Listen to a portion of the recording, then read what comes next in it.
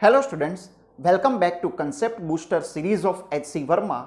આજનો આપણો ટોપિક છે ગોસીસ લો અને એની objective exercise number 1. One by one આપણે ક્વેશ્ચન્સને જોતા જઈએ. ક્વેશ્ચન નંબર 1 છે કંઈક આ રીતે. ફટાફટ ક્વેશ્ચનને રીડ કરો, સ્ક્રીનને પોઝ કરો અને આન્સર માર્ક કરો. પછી આપણે આનું આખું ડિટેલ વિડીયો સોલ્યુશન જોઈએ. જો સોલ્યુશન કંઈક આ રીતે આવશે. તો પહેલાં આપણે ક્વેશ્ચનને સમજીએ. A charge Q is uniformly distributed over a large plastic plate. આપણી પાસે આ રીતે એક લાર્જ પ્લાસ્ટિક પ્લેટ છે. પ્લાસ્ટિક પ્લેટનો મતલબ થાય આપણી પાસે એક અવાહક પદાર્થ છે. અવાહક પદાર્થની ઉપર આપણે વિદ્યુતભાર Q રાખેલો છે. તો આપણો કન્સેપ્ટ શું છે? જ્યારે પણ વિદ્યુતભારને અવાહક પ્લેટની ઉપર રાખીએ તો વિદ્યુતભાર ક્યાં ગોઠવાય? વિદ્યુતભાર આખા મટીરિયલની અંદર ગોઠવાશે. હવે એકદમ થીન પ્લાસ્ટિક પ્લેટ છે તો તમે એમ વિચારો કે થીન પ્લાસ્ટિક પ્લેટનો મતલબ આપણે ફિઝિક્સમાં એવો કરીએ કે આ રીતે વિદ્યુતભાર એક લાઇનની અંદર ડિસ્ટ્રીબ્યુટ થયેલો છે. બરાબર? એનો મતલબ ક્લિયર એવો નથી કે આમ એક લાઇનમાં જ હોય, પણ બધો વિદ્યુતભાર છે તમે એને એક આમ કોમન લાઇનની અંદર ધારો. આનું આપણને ફોર્મ્યુલા આવડે છે. આના લીધે કોઈ પણ અહીંયા પી પોઈન્ટ હોય તો એ પી પોઈન્ટ પર પોઝિટિવ વિદ્યુતભારના લીધે વિદ્યુત ક્ષેત્ર E બરાબર સિગ્મા અપોન 2 એપ્સિલોન 0 આવે. સિગ્મા અપોન 2 એપ્સિલોન 0 સૂત્ર એટલા માટે આવે કારણ કે આપણી પાસે એક જ લાઇન છે વિદ્યુતભારની. હવે એક લાઇન છે એ તો આપણે આપણા લેવલ પર આવું વિચારીએ છીએ. ખરેખર તો વિદ્યુતભાર એટલો નજીક ગોઠવાયેલો હશે કે એ વિદ્યુતભારને તમે એક સિંગલ લાઇનની જેમ ગણી શકો. અને આમ પણ તમને કન્સેપ્ટ ખબર હશે કે ઇન્ફાઇનાઇટ પ્લેટ લઈએ તો એનું વિદ્યુત ક્ષેત્ર ડિસ્ટન્સ પર આધારિત નથી. મતલબ કે આ સાઈડનો કોઈ પણ પોઈન્ટ લેશો કે આ સાઈડનો કોઈ પણ પોઈન્ટ લેશો, ફોર્મ્યુલા છે સિગ્મા અપોન 2 એપ્સિલોન 0. હવે આના માટે સિગ્મા શું છે? આના માટે સિગ્મા શું છે? તો જેટલો પણ Q વિદ્યુતભાર છે એ બધો Q વિદ્યુતભાર એક લાઇનમાં ગોઠવાયેલો છે. મતલબ કે આપણે જે જગ્યા પર વિદ્યુતભારને રાખેલો છે આખા મટીરિયલની અંદર, આખા મટીરિયલમાં વિદ્યુતભાર ડિસ્ટ્રીબ્યુટ થયેલો છે. તો અહીંયા સિગ્મા આપણો Q બાય A આવશે. એ કોનું ક્ષેત્રફળ છે? આ પ્લેટનું ક્ષેત્રફળ છે.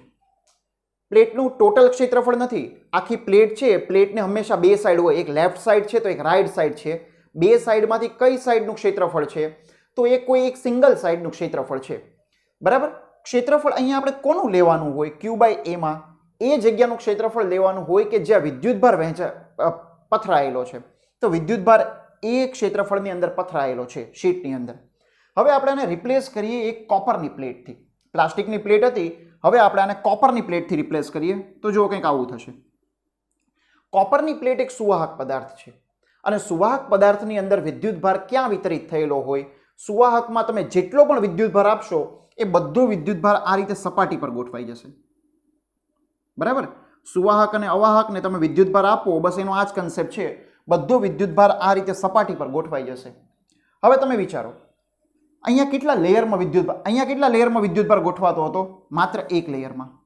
અહીંયા કેટલા લેયર બને છે વિદ્યુતભારના? 1 અને 2 લેયર બને છે. બરાબર? 2 લેયર બને છે. તો એટલા માટે તમને યાદ હશે કે આના માટે E નું ફોર્મ્યુલા જે છે ને એ સિગ્મા અપોન એપ્સિલોન 0 આવે. એટલે વિદ્યાર્થી ડાયરેક્ટ શું કરે? વિદ્યાર્થી ડાયરેક્ટ એવું કરે કે આનું સિગ્મા અપોન 2 એપ્સિલોન 0 છે અને આનું સિગ્મા અપોન એપ્સિલોન 0 છે. તો જો આનો આન્સર 10 આવતો હોય તો આનો આન્સર 20 થઈ જશે. પણ આ એકદમ મિસકન્સેપ્શન છે. કારણ કે આ બંને સિગ્મા સેમ ટુ સેમ નથી.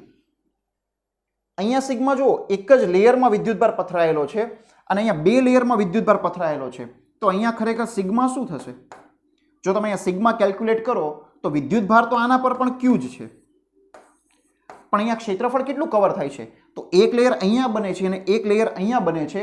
ટોટલ 2 લેયર કવર થાય છે સુવાહકની અંદર. તો અહીંયા આવશે છેદમાં 2A.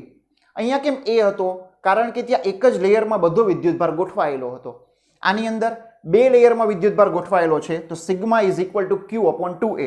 હવે એનો ડેટા આની અંદર રાખો, કેમ કે બંને કેસની અંદર અચળ શું છે? સિગ્મા અચળ નથી, બંને કેસમાં Q અચળ છે. તો અહીંયા ફોર્મ્યુલા થઈ જશે Q બાય 2 એપ્સિલોન 0A. અહીંયા ફોર્મ્યુલા બનાવો. અહીંયા જો તમે ફોર્મ્યુલા બનાવશો તો સિગ્માની જગ્યા પર Q અપોન 2A અને છેદમાં એપ્સિલોન 0 તો છે જ. જો બંને સેમ ટુ સેમ વસ્તુ છે. બંને સેમ ટુ સેમ વસ્તુ છે એનો મતલબ એમ થાય કે બંને આન્સર સેમ ટુ સેમ આવશે. 10 વોલ્ટ પર મીટર છે, 10 વોલ્ટ પર મીટર. બરાબર? ફોર્મ્યુલા ચેન્જ થાય છે એટલે વિદ્યાર્થીને મિસકન્સેપ્શન શું થાય? એ ડાયરેક્ટ જ અહીંયા 10 આવતો ત્યાં 20 લખી દે. પણ ક્લેરિટી શું હોવી જોઈએ સવાલમાં ક્યુ અચળ છે, સૂત્રની અંદર સિગ્મા અચળ હોય તો આવું થાય, પણ અહીંયા સિગ્મા અચળ નથી. નેક્સ્ટ ક્વેશ્ચન, ચલો ફટાફટ ટ્રાય કરો, પછી આપણે કેલ્ક્યુલેટ કરીએ. જો આન્સર, અ મેટાલિક પ્લેટ પાર્ટિકલ હેવિંગ નો નેટ ચાર્જ. કોઈ એક મેટાલિક પાર્ટિકલ છે આપણી પાસે, એની ઉપર કોઈ નેટ વિદ્યુતભાર નથી, પણ વિદ્યુતભાર છે. ધન ઋણ વિદ્યુતભાર તો અઢળક છે, પણ એના પર કોઈ નેટ વિદ્યુતભાર નથી. Place near a finite metal plate. આ રીતની એક ફાઇનાઇટ મેટલ પ્લેટ છે. મેટલની પ્લેટ હોય અને એ પોઝિટિવ ચાર્જ કેરી કરે છે, તો મેટલ પ્લેટ પર પોઝિટિવ ચાર્જ બધો કઈ રીતે ગોઠવાયેલો હોય? આ રીતે ગોઠવાયેલો હશે સપાટી પર. અંદર ક્યારે મેટલમાં વિદ્યુતભાર ન ગોઠવાયેલો હોય. એનું કારણ શું? નેટ વિદ્યુતભાર ન હોય. વિદ્યુતભાર તો બધી જગ્યાએ હોય જ, પણ નેટ વિદ્યુતભાર હંમેશા ક્યાં હોય? સપાટી પર ગોઠવાયેલો હોય. કારણ કે અંદર ઇલેક્ટ્રિક ફિલ્ડ ઝીરો થાય, એનો આખો એક કંડક્ટરનો કન્સેપ્ટ છે.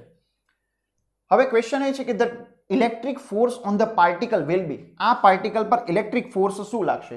તો પહેલું સવાલની અંદર ઓબ્ઝર્વ એ કરવાનું કે જે પાર્ટિકલ છે એ પાર્ટિકલ પર નેટ વિદ્યુતભાર તો નથી, પણ એ કંડક્ટર છે કે નોન કંડક્ટર છે, ઇન્સ્યુલેટર છે. આ ક્લેરિટી હોવી જોઈએ. જો આ ઇન્સ્યુલેટર હોય, અવાહક હોય, તો આન્સર આવશે 0. એનું કારણ શું? તો આના પર કોઈ ફોર્સ નહીં લાગે.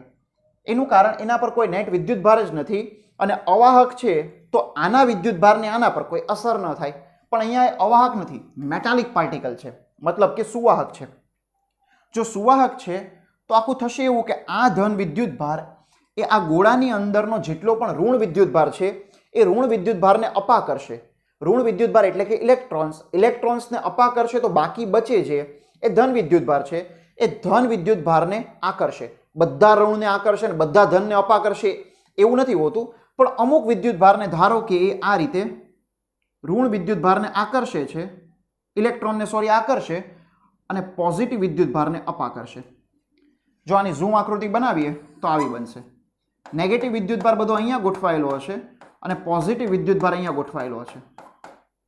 હવે આ પોઝિટિવ આ નેગેટિવ પર આકર્ષી બળ લગાવે અને આ પોઝિટિવ પર અપાકર્ષી બળ લગાવે. કોણ વધારે હશે? એફ વધારે હશે કે એફ ડેશ વધારે હશે? તો જો જેટલો ઋણ વિદ્યુતભાર એટલો જ ધન વિદ્યુતભાર. રાઈટ. ઋણ વિદ્યુતભાર અને ધન વિદ્યુતભાર સંખ્યામાં ક્વોન્ટિટીમાં સરખો છે, પણ ડિસ્ટન્સમાં નજીક કોણ છે? ઋણ વિદ્યુતભાર.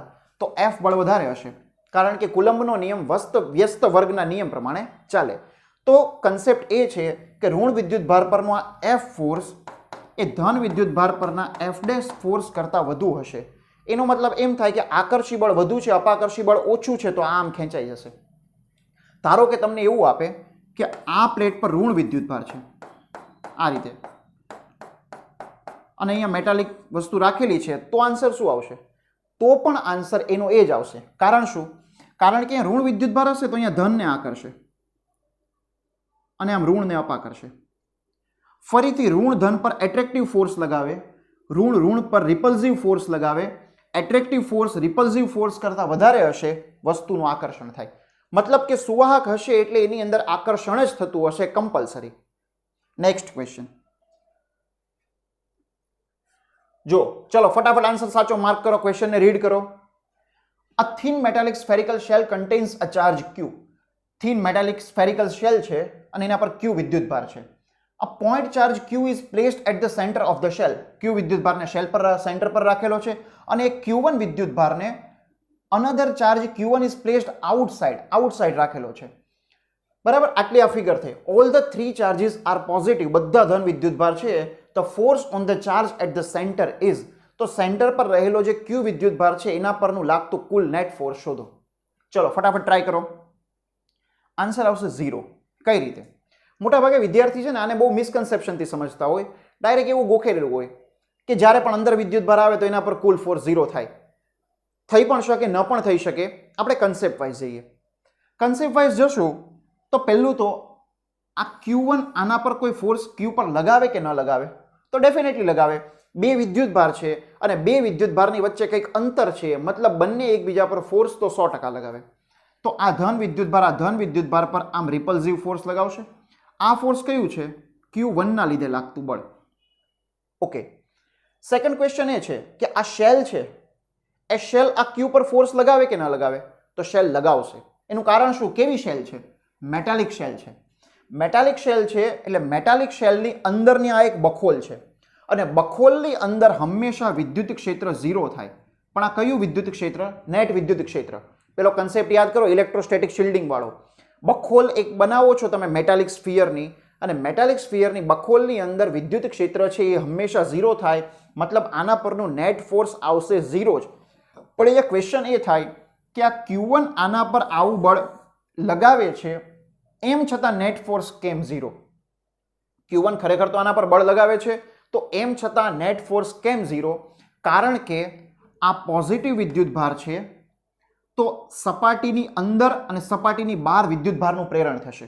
આ પોઝિટિવ વિદ્યુત ભારના લીધે અહીંયા નેગેટિવ Q વિદ્યુત ભાર પ્રેરિત થશે. આ કેટલો હશે? -Q વિદ્યુત ભાર. એ કઈ રીતે ગોઠવાયેલો હશે? સમમિત રીતે. એનું કારણ શું? કેમ સમમિત રીતે ગોઠવાયેલો હશે?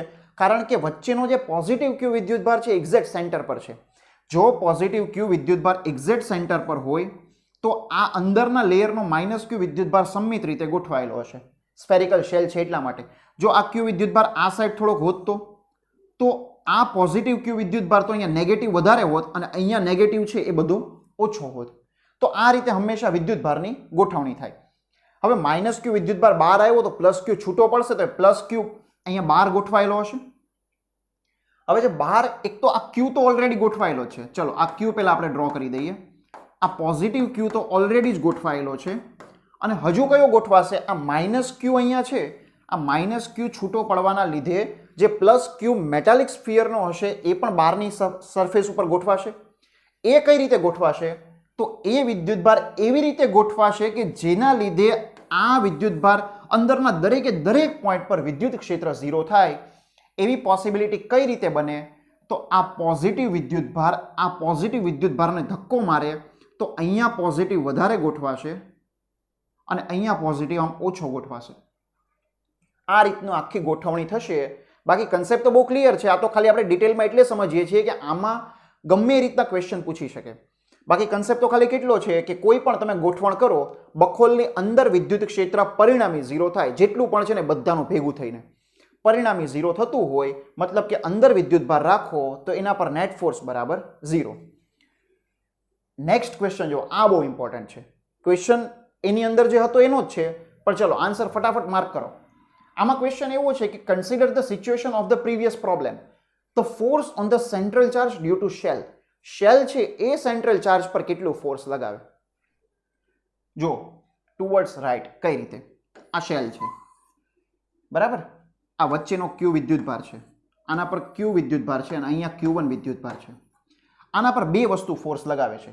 એક તો આ Q1 લગાવે છે એના પર આ રીતે ફોર્સ F, અને આ Q છે એ ક્યાં લગાવશે? તો એને કમ્પલસરી આ જ દિશામાં લગાવવું પડશે. કારણ શું? કારણ કે એના પર નેટ ફોર્સ તો 0 થવું જોઈએ ને. આ પોઝિટિવ પર અપાકર્ષી બળ લગાવે તો આના પર વિદ્યુતભાર કંઈક એવી રીતે ગોઠવાશે કે ગોઠવાયેલો વિદ્યુતભાર કમ્પલસરી આના પર આ જ દિશામાં અને આના જેટલું જ ફોર્સ લગાવે તો જ તો આના પરનો નેટ ફોર્સ આપણે 0 કરવું છે ને આગળના ક્વેશ્ચન પ્રમાણે, તો એના પર નેટ ફોર્સ 0 થશે. એના માટે આ Q વિદ્યુતભારની ગોઠવણ મેં તમને આગળ હમણાં સમજાવ્યું એમ કેવી રીતે થશે. આ સાઈડ ધન વિદ્યુતભાર વધારે ગોઠવાશે અને આ સાઈડ ઋણ વિદ્યુતભાર ઓછો ગોઠવાશે. કેટલો ગોઠવાયેલો હશે? Q + Q ગોઠવાશે. Q તો એનો પોતાનો ઓલરેડી છે અને Q આના લીધે અહીંયા બહારની સપાટી પર પ્રેરિત થશે. અને આ બધા ભેગા થઈ, જો આ સાઈડ ધન વિદ્યુતભાર વધારે છે, અહીંયા ઋણ પણ હોઈ શકે અથવા ઓછો ધન પણ હોઈ શકે, કોઈ પણ સિસ્ટમ હોઈ શકે. આપણે એ ન કહી શકીએ કે એની ગોઠવણ કેવી હશે. આપણે ખાલી કેવી મતલબ કે કેટલા મૂલ્યનો વિદ્યુતભાર ક્યાં ગોઠવાશે આ કેલ્ક્યુલેટ કરવું એ બહુ ડિફિકલ્ટ છે. પણ આપણે એટલું કહી શકીએ કે આ સાઈડ પોઝિટિવ વધારે હશે અને આ સાઈડ કાં તો નેગેટિવ હશે કાં તો પોઝિટિવ ઓછો હશે. પણ એ બધાની ઇફેક્ટ એવી આવશે કે આ સાઈડ ફોર્સ નેટ લાગશે. કોના લીધે? શેલના લીધે. બરાબર.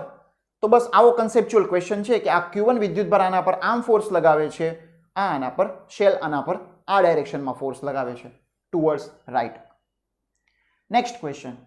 Electric charges are distributed in a small volume. Small વોલ્યુમની અંદર ધારો કે ઇલેક્ટ્રિક ચાર્જ બધા ડિસ્ટ્રીબ્યુટ કરેલા છે. The flux of the electric field through a spherical surface of radius 10 centimetre surrounding. એની સરાઉન્ડિંગમાં આપણે 10 સેન્ટીમીટરની એક રેડિયસનું એક સર્કલ બનાવીએ. સર્કલ કરતાં પણ આપણે સાચો વર્ડ કહીએ તો એમાં શું સર્કલ આપેલું છે? સ્ફેરિકલ. સ્ફેરિકલ સરફેસ બનાવીએ છીએ અને એમાંથી એની અંદર total charge is 25 volt metre surrounding the total charge, બરાબર, ઇલેક્ટ્રિક ફિલ્ડ એટલું આપણને આપેલું છે. The flux over a concentric sphere of radius 20 centimetre will be, મતલબ અહીંયા આપણને ફ્લક્સ આપેલું છે, વોલ્ટ મીટર છે, વોલ્ટ પર મીટર નથી. ફ્લક્સ આપેલું છે અને હવે 20 સેન્ટીમીટરમાંથી પસાર થતું ફ્લક્સ આપણે શોધવાનું છે. ચલો ફટાફટ આન્સર માર્ક કરો. જો આન્સર આવશે 25 જ. કઈ રીતે? પહેલા તો ફ્લક્સ આ શબ્દનો મિનિંગ સમજો. ફ્લક્સનો જ્યારે પણ ક્વેશ્ચન આવે ત્યારે હંમેશા એને ઇઝીલી એ રીતે વિચારી શકાય, ફ્લક્સ એક પાણીના ફ્લોની જેમ છે. ક્યુ વિદ્યુતભાર છે, એ ક્યુ વિદ્યુતભારમાંથી વિદ્યુત ક્ષેત્ર રેખાઓનો આમ ફ્લો જાય છે, એ ફ્લો એને જ આપણે ફ્લક્સ કહીએ. હવે તમે એમ વિચારો કે અહીંયા આપણી પાસે ક્યુ વિદ્યુતભાર છે, એની ફરતે તમે એક સર્કલ બનાવો છો, તો આની અંદરથી બધો ક્યુ વિદ્યુતભારનો ફ્લો પસાર થશે. આખું આમ સર્કલ એટલે કે સ્ફેરિકલ શેલ બનાવો છો, તો વચ્ચેથી ક્યુ વિદ્યુતભાર છે એમાંથી ધારો કે આમ ફ્લો પાણીનો નીકળે છે, પાણીનો ફ્લો આમ બધી દિશામાં પ્રસરતો હોય એવું તમે વિચારો, તો એ બધો ફ્લો આની સપાટીને ક્રોસ કરીને જશે. તો આની સાથે સંકળાયેલું ફ્લક્સ કેટલું? Q/ε0. બરાબર, આ જ તો ફોર્મ્યુલા છે ને ગોસના નિયમનો. હવે તમે આની ઉપર 10 સેન્ટીમીટરના બદલે 20 સેન્ટીમીટરની આમ રેડિયસની સ્ફિયર બનાવો. હવે 20 સેન્ટીમીટરનો સ્ફિયર બનાવો તો પણ ક્ષેત્ર રેખાઓ જેટલી આને ક્રોસ કરશે એટલી આને ક્રોસ કરશે. બંનેને સેમ ટુ સેમ જ ક્ષેત્ર રેખાઓ ક્રોસ કરશે ને. ક્ષેત્ર રેખાઓની સંખ્યા બદલાતી નથી. જેટલી ક્ષેત્ર રેખાઓ પહેલાને ક્રોસ કરશે એટલી બીજાને કમ્પલસરી ક્રોસ કરશે. તો એનું ફ્લક્સ પણ જે હતું એનું એ જ આવશે ને, Q/ε0. તમે ગોસના નિયમથી એમ પણ વિચારી શકો કે પહેલી શેલ હતી એમાં પણ અંદર ઘેરાતો વિદ્યુતભાર Q છે, બીજી શેલ લ્યો છો એની અંદર પણ અંદર ઘેરાતો વિદ્યુતભાર Q જ છે, તો Q/ε0 એનો એ જ આન્સર આવશે. Okay, next question. ચલો ફટાફટ, લેન્ધી ક્વેશ્ચન છે, રીડ કરો, આન્સર માર્ક કરો. ઓપ્શન અહીંયા છે, આ ABCD, આ ચાર જે ગ્રાફ બનાવેલા છે ગ્રાફ જ ઓપ્શન છે. સળિયાને તમે આની અંદરથી V વેગથી પસાર કરો તો ફ્લક્સનો ગ્રાફ કેવો આવશે? જો આન્સર આવશે D. હવે કઈ રીતે? પહેલા તો એક વસ્તુ બહુ ક્લિયર છે કે અત્યારે તો આખો સળિયો વિદ્યુત ભારિત છે, એ આખો વિદ્યુત ભારિત સળિયો આમ બાર છે. તો આખો સળિયો જો બાર હોય તો આની સાથે સંકળાયેલું ફ્લક્સ કેટલું? તો આની અંદર કોઈ વિદ્યુત ભાર નથી, તો સ્ટાર્ટિંગમાં ફ્લક્સ છે 0. હવે ધીમે ધીમે તમે આને એન્ટર કરો છો. પહેલા તો 0 થી સ્ટાર્ટ થતા હોય ને એવા ઓપ્શન પોસિબલ છે. ઓકે, પછી તમે ધીમે ધીમે એન્ટર કરો છો. એન્ટર કરશો એટલે આ પછી આવી આખી સ્થિતિ બનશે કે આખો સળિયો અહીંયા આવી ગયો અને હવે અડધો સળિયો અહીંયા બહાર છે. ટોટલ L લંબાઈનો સળિયો છે, તો L/2 અહીંયા છે અને L/2 અહીંયા છે. તો હવે એવી સ્થિતિ આવશે, ધીમે ધીમે એન્ટર થાય છે, ધીમે ધીમે એન્ટર થાય છે તો વિદ્યુતભાર ધીમે ધીમે વધતો જશે, વિદ્યુતભાર ધીમે ધીમે વધતો જશે તો ફ્લક્સ વધતું જશે. તો ચલો આ બંને અત્યારે તો પોસિબલ લાગે છે કેમ કે બંનેમાં ફ્લક્સ વધતું જાય છે એવું બતાવે છે. હવે જેવો આ ફર્સ્ટ પોઈન્ટ હતો જે અહીંયા આ બહારના સળિયાનો, એ પોઈન્ટ જેવો અહીંયા ટચ થશે એટલે એક્ઝેક્ટલી શું થશે? હવે સળિયો ચાલે છે પણ અંદર તો L/2 લંબાઈ જ રહેશે સળિયાની. સળિયાની અંદર જે લંબાઈ છે, જે આની અંદરનું ફ્લક્સ આપણે શોધવું છે આકૃતિની અંદર, તો અંદરની લંબાઈ L/2 જ રહેશે. અંદરની લંબાઈ L/2 ક્યાં સુધી રહેશે? અમુક અંતર સુધી રહેશે. ક્યાં સુધી? જ્યાં સુધી આ પોઈન્ટ છે ને અહીંયા ન પહોંચી જાય ને ત્યાં સુધી. મતલબ કે હવે પછીની આકૃતિ છે ને આવી બનશે. L/2 અહીંયા બહાર છે અને આ L/2 અહીંયા અંદર છે. ત્યાં સુધી આ સ્થિતિથી લઈને આ સ્થિતિ સુધી અંદર ફ્લક્સ અચળ રહેશે કેમ કે અંદર વિદ્યુતભાર અચળ છે. તો ગ્રાફ આવશે આવો. હવે શું થશે? હવે સળિયો ધીમે ધીમે કરીને બહાર નીકળવાની શરૂઆત કરશે તો અંદર ઘેરાતો વિદ્યુતભાર ફરીથી ઘટવા લાગશે. ઘટતા ઘટતા આખો સળિયો જેવો આમ બહાર આવી જશે એટલે અંદર ઘેરાતો વિદ્યુતભાર કેટલો? 0. તો હવે ધીમે ધીમે ઘટવા લાગશે સમયની સાપેક્ષે. તો આન્સર શું આવશે? આ આવશે. બરાબર, કન્સેપ્ચ્યુઅલ ક્વેશ્ચન છે, બીજી કંઈ ખાસ વાત નથી આમાં. નેક્સ્ટ ક્વેશ્ચન, ચલો ફટાફટ ટ્રાય કરો. એકદમ ઇઝી સવાલ, લગભગ આવડતો જ હોય છે.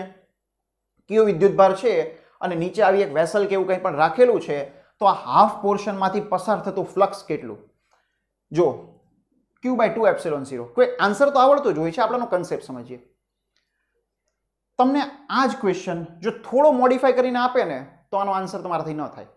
એનું કારણ શું છે? જો પ્રોપર કન્સેપ્ટ ન આવડતો હોય તો, હું એમ નથી કહેતો કે કોઈથી ન જ થાય, પણ પ્રોપર કન્સેપ્ટ ન ખબર હોય તો તમે આનો આન્સર આ જ ક્વેશ્ચનને જો આમ પૂછે ને કે આ ક્યુ વિદ્યુતભાર છે ને અહીંયા છે, તો મોટા ભાગે વિદ્યાર્થી આનો આન્સર શું લખે? Q/2ε0 અને આનો આન્સર લખે Q/ε0, કેમ કે આ વિદ્યુતભાર અંદર આવી ગયો ને. પણ આ રોંગ છે, આ રાઈટ છે. એનું કારણ શું? તમે એમ સમજો કે તમે કોઈ બંધ આકૃતિ બનાવો અને એક્ઝેક્ટ સેન્ટર પર ક્યુ વિદ્યુતભાર રાખો. તમે એમ સમજો કે પાણીનો ફ્લો જાય છે, બરાબર? અહીંયાથી પાણીનો ફ્લો જાય છે, તો કન્સેપ્ટ શું છે? જેટલો ફ્લો ઉપરના અડધા ભાગમાં જશે એટલો જ નીચે જશે. પાણીને એવો કોઈ ઈગો થોડો છે કે મારે ઉપર ઓછું જવું છે, નીચે વધારે જવું છે. કન્સેપ્ટ એ છે કે પાણીનો ફ્લો જેટલો ઉપર જશે, કોમન સેન્સ છે, જેટલો ફ્લો ઉપર જશે એટલો ફ્લો નીચે આવશે, બરાબર? નીચેની આખી આકૃતિ અને ઉપરની આખી આકૃતિ સિમેટ્રિકલ છે, તો એનો મતલબ અહીંયા આપણને માત્ર ને માત્ર નીચેની જે આકૃતિ છે આ જ આપણને આપેલી છે અને આનું જ ફ્લક્સ આપણે શોધવાનું છે.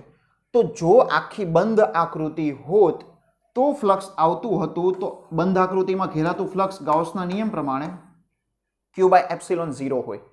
પણ નીચેની હાફ આકૃતિ જ હોવાના લીધે એમાંથી નીકળતું ફ્લક્સ, એમાંથી પાણીનો કેટલો ફ્લો પસાર થશે? તો એમાંથી ક્ષેત્ર રેખાઓનો પાણીનો ફ્લો પસાર થશે Q/2ε0. પણ આની અંદર આન્સર Q/2ε0 નહીં આવે, કારણ કે એક્ઝેક્ટ આના જેટલી જ તમે જો ઉપર આમ બંધ આકૃતિ બીજી બનાવશો, એક્ઝેક્ટ આના જેવી જ આકૃતિ બનાવવી પડે ને ઉપર, આના જેટલી લંબાઈની જો ઉપર તમે બીજી આકૃતિ બનાવશો તો ફ્લો કેમ પસાર થશે? તો જો આ બધો ફ્લો પસાર થાય છે ક્ષેત્ર રેખાઓનો.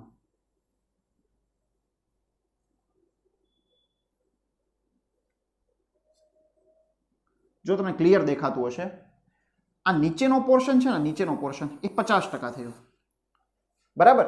એના સિવાય હજુ આ પોર્શન પણ એમાંથી પસાર થાય છે, આ પોર્શનમાંથી જે આ નીકળે છે એ પણ એમાંથી પસાર થાય છે. તો આમાં તમે કેટલો આન્સર ને એ તમારે સોલ્વ કરવા માટે પેલી સોલિડ એંગલ વાળી આખી મેથડ સોલ્વ કરવી પડે. પણ અહીંયા તમે કમ્પલસરી એ કહી શકો કે આનો આન્સર Q/2ε0 થી વધારે છે અને બધો ફ્લો પાત્રમાંથી પસાર નથી થતો, મતલબ કે Q/ε0 થી ઓછો છે. ઓકે, તો આ રીતે આખો આ ક્વેશ્ચન સોલ્વ થશે. તો બસ આવા જ ક્વેશ્ચન આ ટોપિકની અંદર હતા. બાકીના જે ક્વેશ્ચન્સ છે એ બધા આપણે નેક્સ્ટ ટાઈમ જોશું. નેક્સ્ટ ટાઈમ આખું આપણે જે ગોસ લોના જે ઓબ્જેક્ટિવ એક્સરસાઇઝ નંબર 2 છે એના વિડીયોની અંદર આપણે ડિટેલની અંદર જોશું. ત્યાં સુધીમાં આઈ હોપ કે તમે ઓબ્જેક્ટિવ એક્સરસાઇઝ નંબર 2 ને પહેલાં સોલ્વ કરી રાખશો, તો સાથે સાથે ભણવાની થોડી વધારે મજા આવશે. Okay, thank you.